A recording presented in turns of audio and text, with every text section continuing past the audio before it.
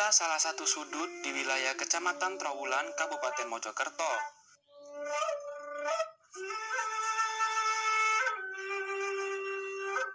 Di wilayah ini banyak terdapat situs kuno peninggalan kerajaan masa lalu.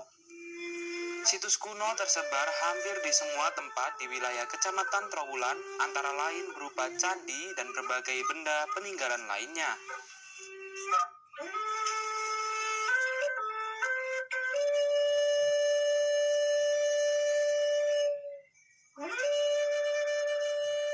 Karena begitu banyaknya peninggalan bersejarah di wilayah Trowulan, maka para ahli sejarah sepakat bahwa Trowulan diperkirakan merupakan pusat kota raya Kerajaan Majapahit.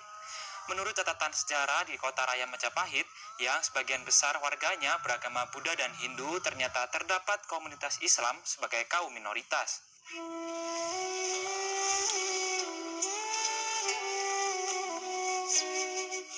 Salah satu buktinya adalah komplek makam kuno Troloyo yang terletak di Desa Sentono Rejo, Kecamatan Trowulan, Kabupaten Mojokerto.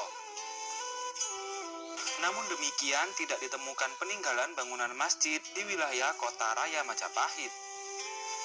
Yang pasti sejak saat itu agama Islam berkembang di wilayah Jawa seiring adanya Wali Songo.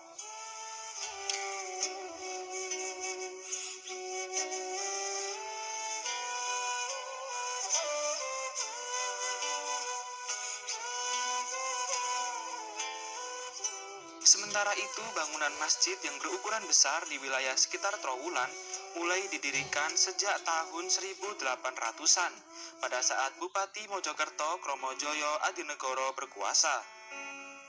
Salah satunya adalah Masjid Darussalam yang terletak di Jalan Raya Gemean, Kecamatan Suko. Dibandingkan tempat ibadah lainnya, Masjid Darussalam tergolong sederhana.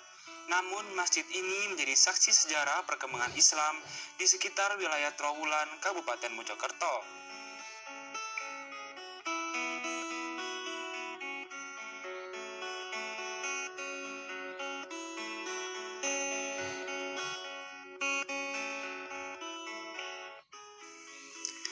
Menurut takmir Masjid Darussalam, masjid ini dibangun pada masa pemerintah kolonial Belanda oleh Bupati Kromojoyo Adinegoro III pada tahun 1893. Hal itu dibuktikan dengan prasasti pembangunan yang terpasang di dalam masjid. Peletakan batu pertama dilakukan sang Bupati tanggal 15 Januari di tahun yang sama.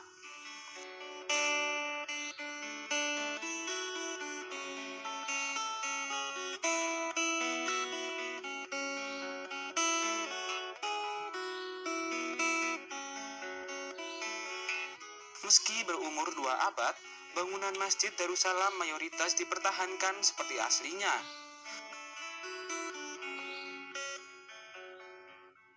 Mulai dari 4 pilar utama dari pohon jati utuh yang menopang bangunan utama masjid dan joglo, tempat azan, mimbar khotbah, tangga ke tempat azan di lantai 2, hingga tempat wudhu di sisi selatan masjid.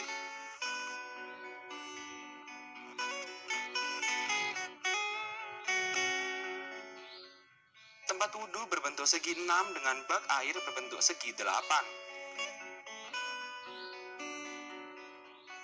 Pada awal pembangunannya, pintu masjid menggunakan kayu persegi panjang dengan 2 daun. 3 pintu terletak di depan, sementara 2 lainnya terletak di samping kanan dan kiri sebagai akses jemaah menuju ke tempat wudhu. Perbaikan masjid dilakukan pada tahun 1990, termasuk pembongkaran lantai masjid diganti dengan keramik.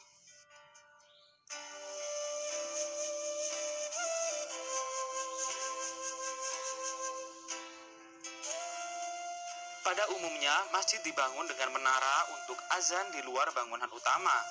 Namun, Masjid Darussalam mempunyai tangga tepat di tengah ruangan utama. Tangga dari kayu dengan kerangka besi ini menuju ke lantai 2 yang disebut joglo.